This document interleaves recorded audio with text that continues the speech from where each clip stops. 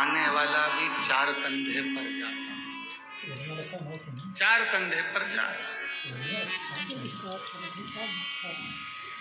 40 करोड़ के ढेर पर बैठकर कोई नहीं जाता। धन जोड़ा आपने, पैसा जोड़ा आपने, व्यापार किया आपने, पर इतना जरूर याद रखना, सब कुछ जोड़ना, उसके साथ में आप अपना व्यवहार जरूर जोड़ना, जो अंत समय तक जाने वाला है। आपका व्यवहार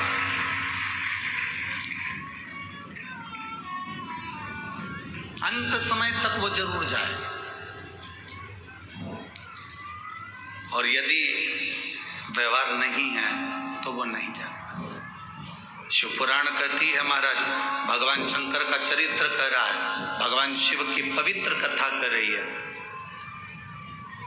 गुरु नानक देव जी नामदेव जी से कहते हैं कि भजन में अगर बल है तेरे, और मैंने तुझे कहा, नामदेव जी महाराज से कहते हैं, नामदेव मैंने तुमसे कहा, ई वे विठ्ठल ऊ वे विठ्ठल, विठ्ठल बिना बहु पार नहीं। हर जगह पर पांडुरंगा विठ्ठल विराजमान है, कण कण में परमात्मा विराजमान है, इसको ढूंढने की जरूरत नहीं है। सुनो नामदेव, तुम जहां बैठकर भगवान का भजन करोगे वहां पर हरि विठ्ठल पांडुरंगा तुम्हारे सामने होगा, भजो। और नामदेव जी ने जो भजना प्रारंभ करा, स्वयं गुरु नानक देव जी खड़े खड़े देखते रहे कि नामदेव जी भजन में इतने लीन हो गए, इतने लीन हो गए कि शंकर भगवान के मंदिर का दरवाजा बदल गया और दरवाजा सम्मुख में हो गया। गुरु नानक देव जी ने नामदेव जी को जगाया, और गुरु नानक देव जी नामदेव जी को जगा कर कहते हैं, नामदेव उठो, तुम्हारी भक्ति का बल बढ़ा तो भगवान शंकर का दर्शन तुम्हें पीछे की ओर भी हो गया। ये भक्ति होती है। लोग कहते हैं गुरुजी हम कौन से कलर का कपड़ा पहने, भगवान मिल जाएंगे। हम कौन से कलर का कपड़ा धारण करें, भगवान मिल जाएंगे। हम कौन सी नदी के तट पर जाकर बैठे, भगवान मिल जाएंगे। शिव महापुराण की कथा कहती है, भगवान को पाने के लिए कपड़े बदलने की जरूरत कभी नहीं पड़ती, भगवान को पाने के लिए केवल कलेजा बदलना पड़ता है, परमात्मा तुम्हारे सामने आ जाता है। केवल हमको कलेजा बदलना है, केवल हमको अपना मन बदलना है, केवल हमको अपनी चित्त बदलना है, केवल हमको हमारी वृत्ति बदलना है। विचार और जल, ये दोनों गंदे नहीं होना चाहिए। विचार और जल अगर गंदे हैं, जल गंदा है तो आपको स्वस्थ नहीं होने देगा, आप बीमार की बीमार रहेंगे।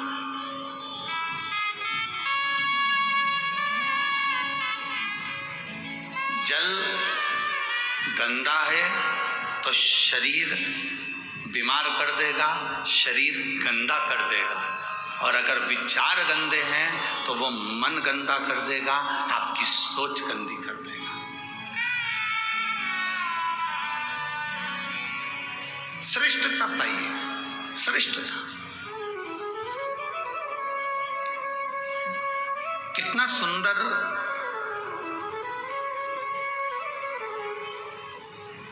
संवाद शिव महापुराण के अंतर्गत आता है।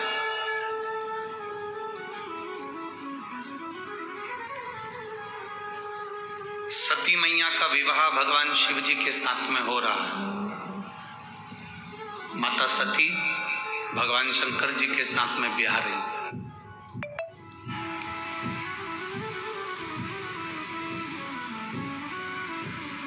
सती मैया का विवाह भगवान शिव के साथ में हो रहा है।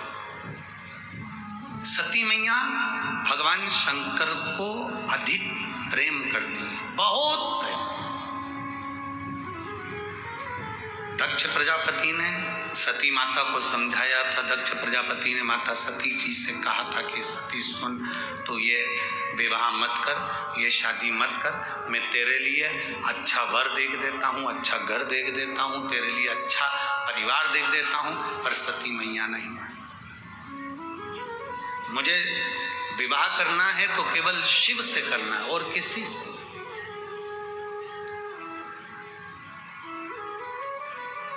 उसके सिवाय मुझे विवाह ही नहीं करना। मैं अगर विवाह करूंगी तो भगवान शंकर से करूंगी, शंकर के सिवा मैं किसी से नहीं। एक भरोसा, एक विश्वास, एक दृढ़ता सती ने बना ली। माता सती ने एक दृढ़ता बना ली, एक विश्वास बना लिया, एक भरोसा बना लिया।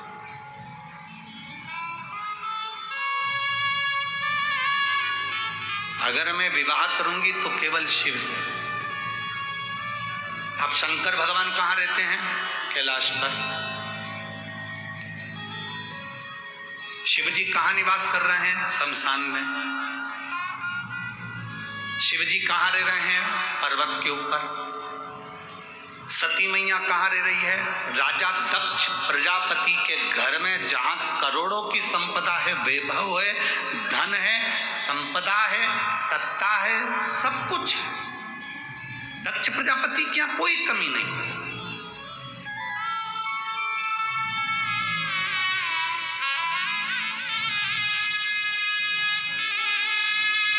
समझाया जा रहा है, सती मेरी बात मान ले तो विवाह मत कर। सती मेरी बात मान ले तो शिव से विवाह मत कर। तू और किसी से विवाह कर लेगी मैं चल जाएगा। कोई धनपति, कोई वैभवपति, कोई सत्तापति, कोई हम ऐसा ढूंढ लेते हैं जिसके साथ में सती तुम विवाह कर लो। सती तुम विवाह कर लो, हम ढूंढ लेते। सती ने सती कहती हैं मैं विवाह करूंगी तो केवल देवाधिदेव महादेव से करूंगी, इसके सिवा विवाह नहीं करूंगी। दक्ष प्रजापति ने भगवान शंकर को बुलाकर एक बात बड़ी सुंदर कही, और एक एक लड़के की बुद्धि में ये बात बैठना चाहिए जो शंकर भगवान ने दक्ष प्रजापति से कही। पहले दक्ष की बात सुन लेना, उसके बाद शंकर जी की बात सुन लेना। विवाह करने वाला लड़का, विवाह करने वाला वर, उसके मुख पर शिव महापुराण का यह संवाद अब उसकी जिह्वा पर होना चाहिए।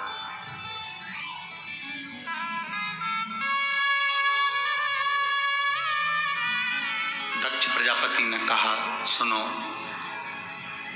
शिव, मेरी बेटी सती का विवाह तुम्हारे साथ में हो रहा है। मेरी बेटी सती का विवाह मैं तुम्हारे साथ में कर रहा हूं, और मेरी बेटी सती का विवाह मैं तुम्हारे साथ में कर रहा हूं, जिसने अपने परिवार में राजसी ठाट देखा, वैभव देखा, सत्ता देखी, धन देखा, संपदा देखी। अब मेरी बेटी तुम्हारे साथ में विवाह करना चाहती है। तुम कैलाश पर रहते हो, शमशान में रहते हो, तुम्हारे पास में ऐसा धन, वैभव, संपदा कुछ भी नहीं है। मेरा मन करता है कि तुम जो मांगोगे मैं अपनी बेटी के कन्यादान में वो दे दूंगा।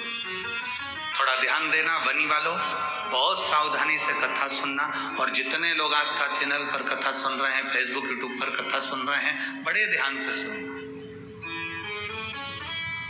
शिव, हे भोलेनाथ शंभु, कन्यादान में तुम जो मांगोगे मैं तुम्हें वो दे दूंगा।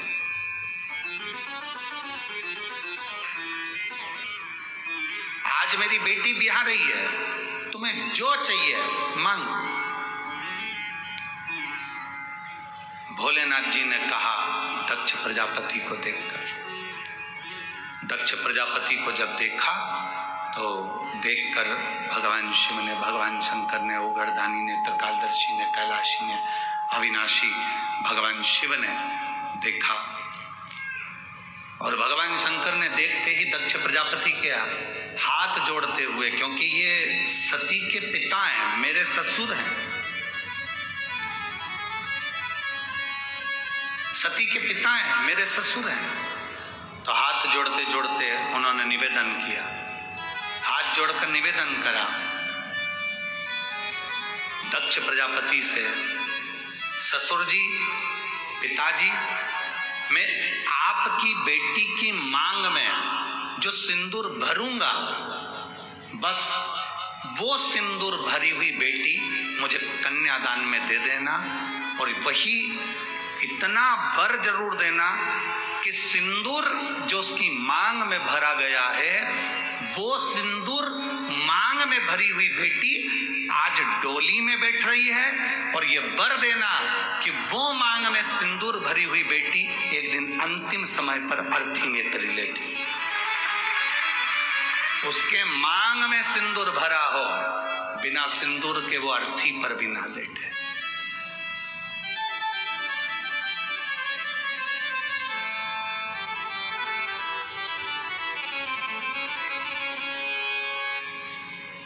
शक्तिपीठ गए हैं? किसी शक्तिपीठ के दर्शन करें आप लोगों ने? हाथ तो उठाओ जरा। 52-51 जितनी शक्तिपीठों का स्मरण हमारे शास्त्रों में आता है, उन शक्तिपीठों में जाइएगा। उन शक्तिपीठों में माता पार्वती का स्थान नहीं है, उन शक्तिपीठों में माता सती का स्थान है, क्योंकि माता सती के प्राण छूट गए थे। शिवजी ने उनको कंधे पर धारण कर लिया था। भगवान विष्णु ने सुदर्शन चक्र भेजकर माता सती के शरीर के टुकड़े टुकड़े कर दिए थे।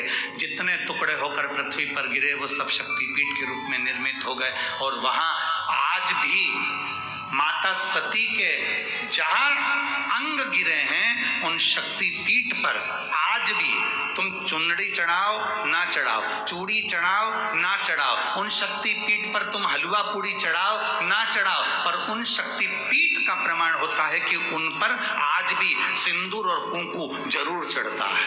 उन शक्तिपीठ का निर्माण का सुख ही यही है।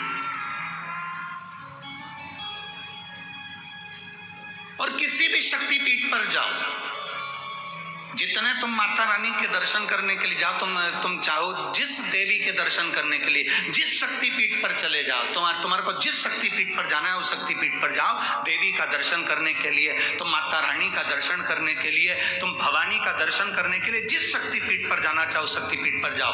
वहां से कुछ लेकर आओ मत आओ, पर इतना जरूर याद रखना, कोई अगर शक्तिपीठ से आ रहा हो तो तुम्हारे मुख से निकलना चाहिए कि हमारे लिए प्रसाद भले मत लाना, पर वहां से थोड़ा सा सिंदूर कुंकू जरूर लेकर आना, रोली जरूर लेकर आना। वो हमारे लिए सौभाग्य का विषय है, वो हमारे लिए आनंद का विषय है।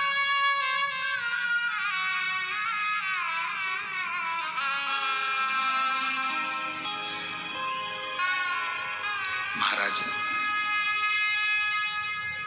शिव, मेरी बेटी सती तुम्हारे साथ में ब्याह रही है। शिव, मेरी बेटी सती का विवाह तुम्हारे साथ में हो रहा है। मेरी बेटी सती तुम्हारे साथ में ब्याह रही है। मेरी बेटी सती का विवाह तुम्हारे साथ में हो रहा है। और मांग लो, तुमको कन्यादान में अगर कुछ देना हो तो आप बोलो, हम आपको वो दे देते हैं। भोलेनाथ मना कर, क्यों मना करा? कार वाली बहू लेकर आओगे तो वो तुमको गैस पे रोटी सेक के नहीं देगी, तुम्हें सेक देगी।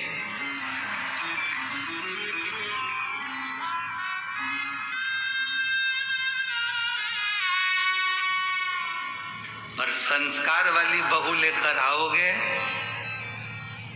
तो जैसे वनी में शिव महापुराण की कथा हो रही है, ऐसी कथा तुम्हारे यहां भी हो जाएगी अगर संस्कार वाली ना।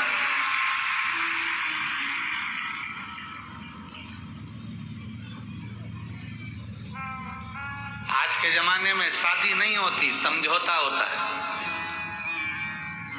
आज के जमाने में विवाह नहीं है, आज के जमाने में खरीदारी है। रिश्ता जहां होता है वहां पहले बात हो जाती है, 10 लाख का, 15 लाख का, 20 लाख का। और माँ बाप भी धन्य हैं जो खरीद भी लेते हैं, क्योंकि इनकी आदत में बेटी छोटी थी तो उसके लिए 10 रुपए की उन्होंने टॉफी खरीदी। बेटी बड़ी हो गई, 10,000 की साइकिल खरीदी। बेटी और बड़ी हो गई तो 2-5 लाख की गाड़ी खरीद ली, 2-5 लाख रुपए की गाड़ी। बेटी और बड़ी हो गई तो उन्होंने सोचा अब क्या खरीदें, तो उन्होंने कहा लड़की की शादी करना है तो दूल्हा खरीद लो।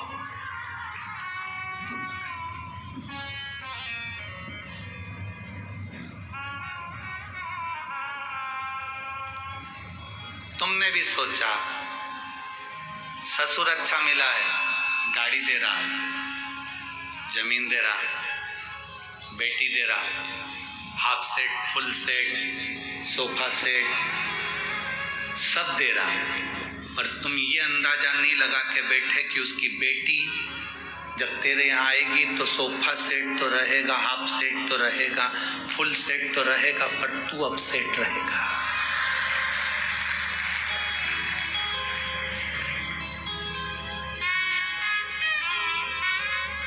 तुमने ये अंदाजा नहीं लगाया कि तेरा क्या होगा कालिया। तुमने तो धन देख लिया, संपदा देख ली, सत्ता देख ली ना। बहुत ध्यान देना शिव महापुराण की कथा पर। अगर तुम्हारी बेटी संस्कारित है, तुम्हारी बेटी में संस्कार है, तो करोड़ों का धन मत देखना, बेटी के लिए वर देखना, लड़का नहीं वर देखना। अगर तुम्हारी बेटी संस्कारवान है तो ये निश्चित है तुम्हारे पास में धन नहीं भी होगा ना तो वो घर को करोड़पति तो एक दिन बना ही देगी। अगर उसका दिल हृदय बड़ा है तो वो घर में संपदा लेकर आएगी। पर हम होड़ में लगे हैं। हमारा घर जितना बड़ा है ना, हमारे यहाँ पर 4 पेट्रोल पंप हैं तो कम से कम 2-3 पेट्रोल पंप का मालिक लड़का मिलना चाहिए। हमारा बंगला जितना बड़ा है उससे दुगना बड़ा बंगला लड़के का होना चाहिए। हमारी बेटी के अनुसार रामचरितमानस कहती है सीता जी 4 वर्ष की अवस्था में धनुष बाण उठाकर चढ़ा देती थी, तो जनक जी ने यह संकल्प ले लिया था कि सीता का विवाह उसी के साथ करूंगा जो धनुष को उठाकर चढ़ा देगा। अर्थात ये हमारी सोच होना चाहिए कि बेटी तुम्हारी जितनी विद्वान है, बेटी तुम्हारी जितनी समझदार है, उससे दुगना समझदार उसका वर होना चाहिए, धन नहीं।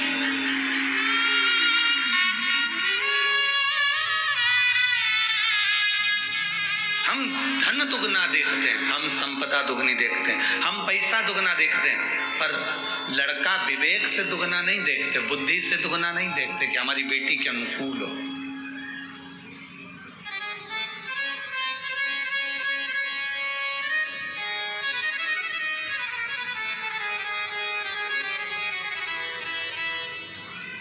खूब दिया,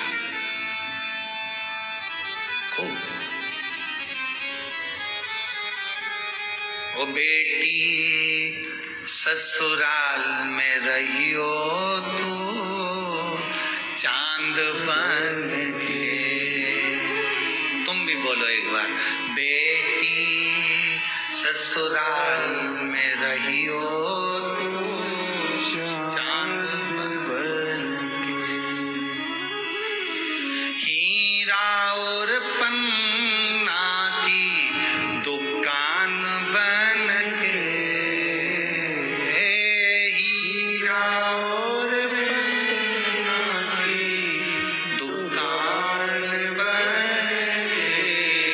बेटी ससुराल में रहियो तो चांद बन के। हमारे यहाँ बेटी की जब विदाई होती थी तो माताएं घर से कहकर बेचती थी। क्या लाइन बोलती थी? ओ बेटी ससुराल में रहियो तू, बोलो रे बनी वालो, चांद। कौन सी दुकान? जम के बोलो जरा। हीरा और पन्ना की दुकान बन के, हीरा और पन्ना की दुकान बन के।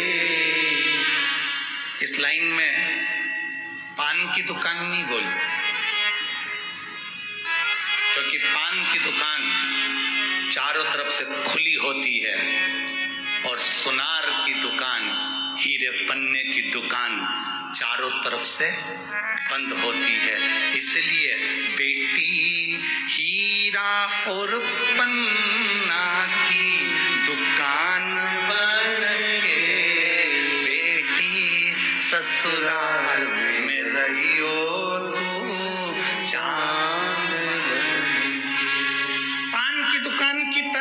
नहीं।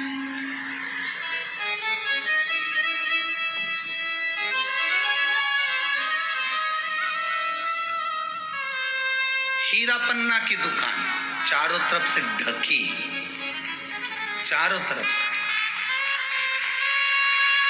ढकी।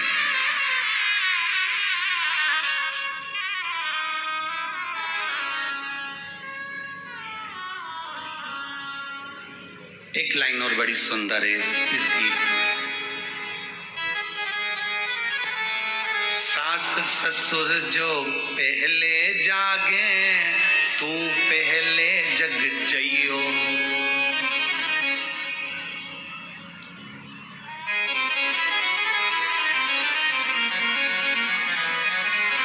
अब तुम भी बोल लो जरा इस लाइन को। सास ससुर जो पहले जागे, तू पहले जइयो।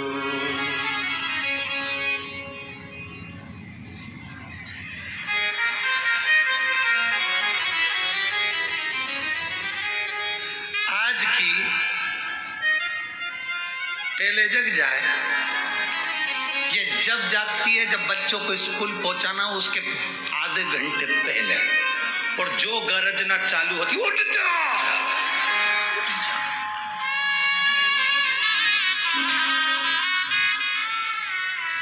बच्चे तो नहीं उठते, पर पास में जो सो रहा है भेरू, वो उठ जाता। उठते से हाथ जोड़ के बोलता है, ये चंद्र घंटा, ये कुष्मांडा, कात्यायनी, कालरात्रि, हे काली खप्पर वाली, आज क्या हो गया जो तू इतनी गरज रही है? तुम तो सोते रहो, बच्चों को जगा दो। मैं आई अभी और गई रसोई घर में, 4-6 बर्तन फेंका फाकी करी। इतने में बेचारी सास जग कर बोली, बेटा एक काम कर, तो बच्चों को तैयार कर ले, मैं टिफिन बना दूंगी। वो तो चाहती यही थी कि टोकरी उठी, वो चाहिए नहीं थी कि उठे।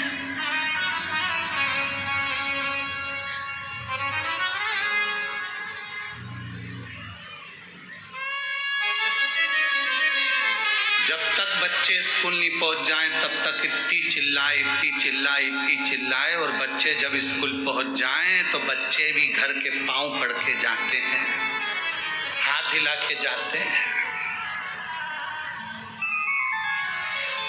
माँ बड़ी खुश होती है, मेरे बच्चे मुझे बाय करके गए।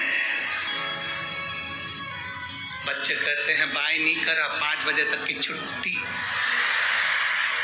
बाय बाय नहीं कर रहे हमने, 5 बजे तक की छुट्टी है। क्या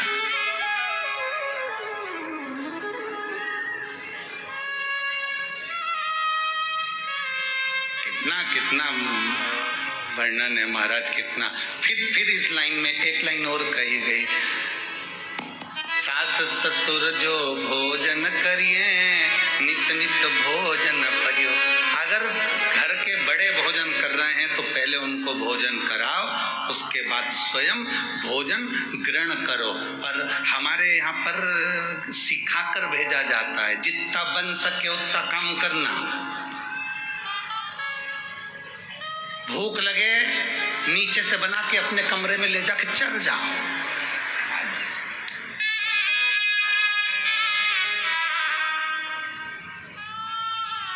प्रयास करो, कोई घर में भूखा तो नहीं है।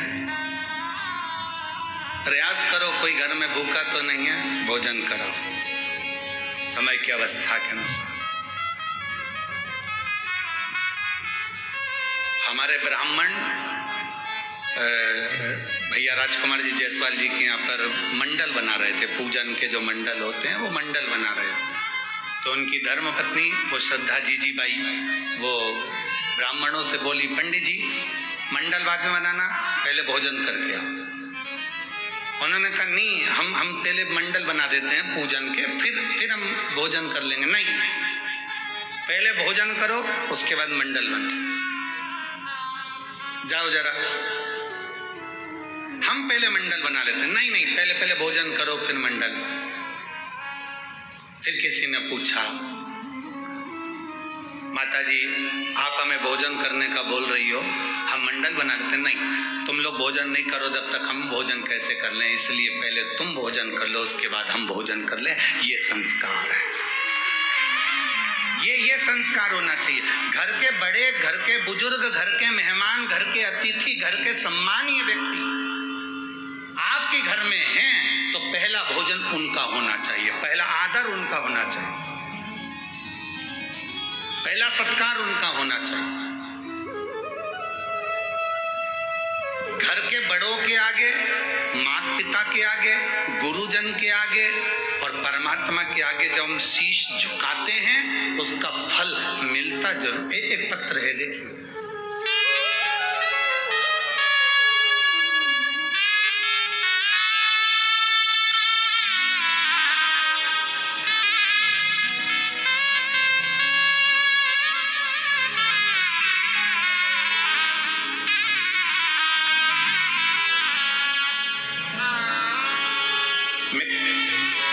कविता जायसवाल नागपुर से आई हैं।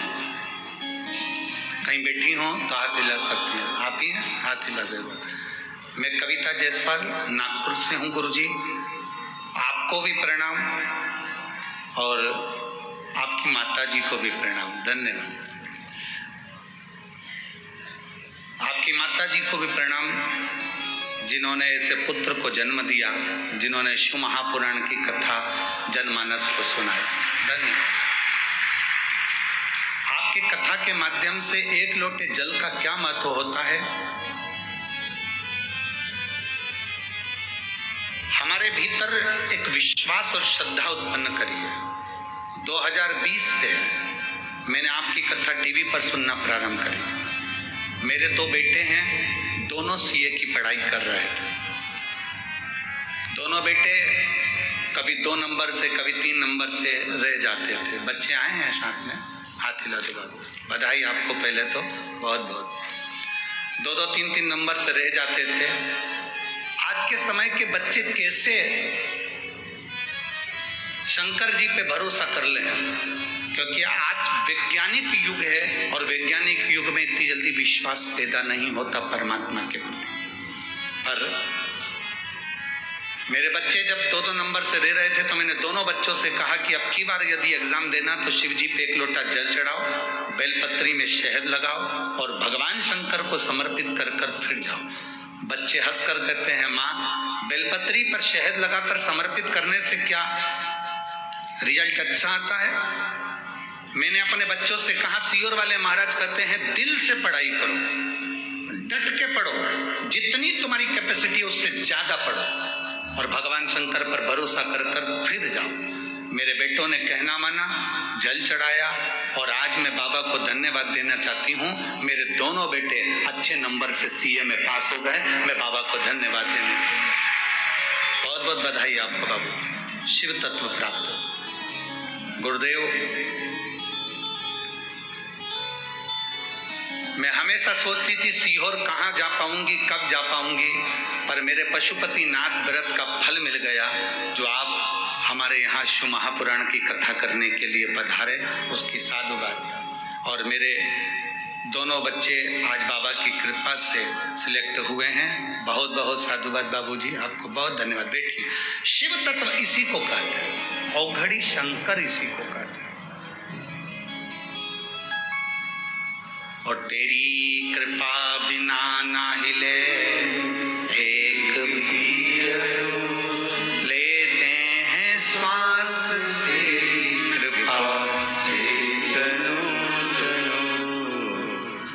आप शिव पर जितना भरोसा करोगे, जितना विश्वास दृढ़ करोगे, वो उतना शिव आपके करीब में, आपके नजदीक।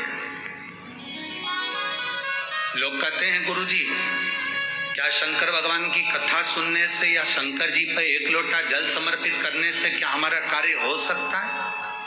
मानो तो मैं गंगा माँ हूं और ना मानो तो बहता। आप मानो तो ये गंगा जल है, ना मानो तो बहता हुआ पानी है। आप मानो तो शिव महापुराण जगत की झोली भरने वाली है और ना मानो तो केवल एक पुराण है, केवल एक पुराण।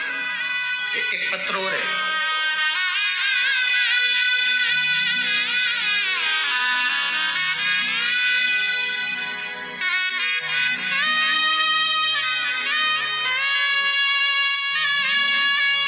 मेरा नाम हितेश तरेकर है, गांव का नाम दाखा, जिला यवतमाल। मेरा मोबाइल नंबर ये है। कहीं बैठे हैं क्या? कहीं बैठे हो तो हाथ हिलाइएगा। आप ही हैं? ऐसा हाथ हिला दो एक बार, वापिस हाथ हिलाओ एक बार। मेरा नाम हितेश तारेकर है, गांव का नाम दाखा, जिला यवतमाल। मेरा मोबाइल नंबर ये है। एक लोटे जल का मैं क्या वर्णन करूं गुरुदेव। जो लोग पत्र पढ़ते हो तो वो एलईडी पर या आस्था चैनल पर हमारे साथ में इस पत्र को साथ में पढ़ भी सकते हैं। मेरा नाम हितेश तारेकर है, गांव का नाम दाखा, जिला यवतमाल। मेरा मोबाइल नंबर ये है। मैं एक लोटे जल का बेलपत्र का क्या वर्णन करूं गुरुदेव। मेरे पैर के घुटने में गठान हो गई थी। वो गठान 1.5 साल हो गए थे। डॉक्टर ने कहा था इसका ऑपरेशन होगा और ऑपरेशन कर कर गठान निकाली जाएगी और जांच के लिए जाएगी। गुरुदेव, आज के समय में अगर गठान हो जाती है तो बड़ा भय लगता है, डर लगता है कि ना जाने कौन सी बीमारी हो गई, क्या करा जाए। और डॉक्टर ने कहा इस गठान को निकाल कर जांच के लिए भेजना पड़ेगा। तब मेरे पड़ोसी के कहने पर मैंने पहली बार आपकी शिव महापुराण की कथा सुनी और शंकर भगवान पे चढ़े हुए बेलपत्र को खाना प्रारंभ करा। जल चढ़ाता, बेलपत्र लाता, मेरी गठान गलना प्रारंभ नहीं हुई गुरुदेव। फिर आपने एक कथा में कहा था कि बेलपत्री के पीछे का हिस्सा नोक तोड़कर, पीछे की जो डांट होती है, डंडी होती है, उसको तोड़कर शिव जी की अशोक सुंदरी वाली जगह पर स्पर्श करो। उसको चढ़ाकर स्पर्श कर कर कुंदकेश्वर महादेव का नाम लेकर उसको खाना प्रारंभ करो। गुरुदेव, मैंने 22 दिन तक उस बेलपत्री के पीछे की डंडी को अशोक सुंदरी वाली जगह पर चढ़ाकर कुंदकेश्वर महादेव का नाम लेकर खाना प्रारंभ करा और बाबा से विनती करी, बाबा मेरे पाँव में गठान हो रही है, डॉक्टर के हिसाब से इसका ऑपरेशन कराकर ये मुंबई जांच के लिए जाएगी। बाबा ऐसी कुछ कृपा करो कि ये गठान गल जाए। बाबा ऐसी कृपा हुई। 22-23 दिन तक मैंने वो बेलपत्री के पीछे की डांट अशोक सुंदरी वाली जगह पर चढ़ाकर कुंदकेश्वर महादेव का नाम लेकर खाना प्रारंभ करा और बाबा की कृपा से मेरा ऑपरेशन भी नहीं हुआ और मेरी गठान पूरी गल गई। मैं बाबा को यहाँ नमन करने के लिए आया। अब ठीक है बाबू, हाथ हिला दो एक बार। हर हर महादेव। बैठिए।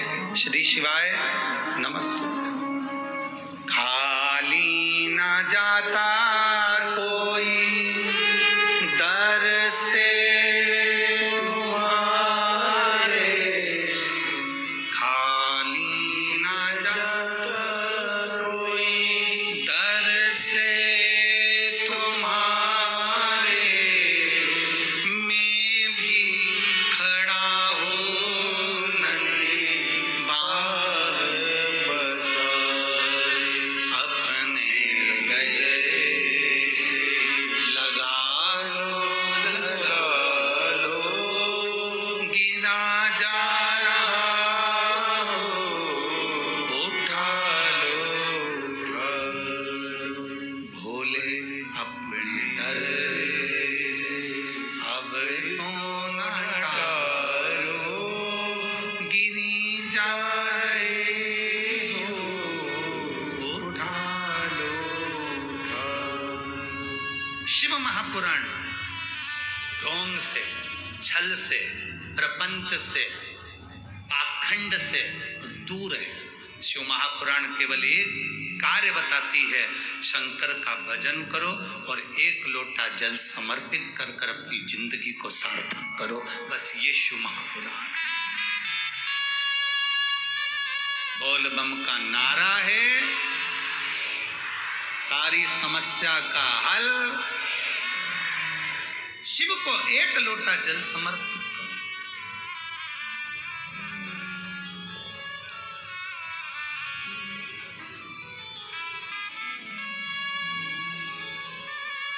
आपके भीतर का भरोसा जागृत करो, अपने भीतर का भरोसा।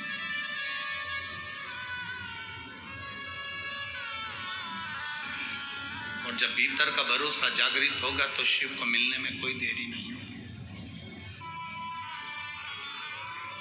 कई लोग कहते हैं गुरुजी हम शंकर भगवान को कैसे भजें, हमारे हृदय में शिव तत्व हम कैसे जागृत करें।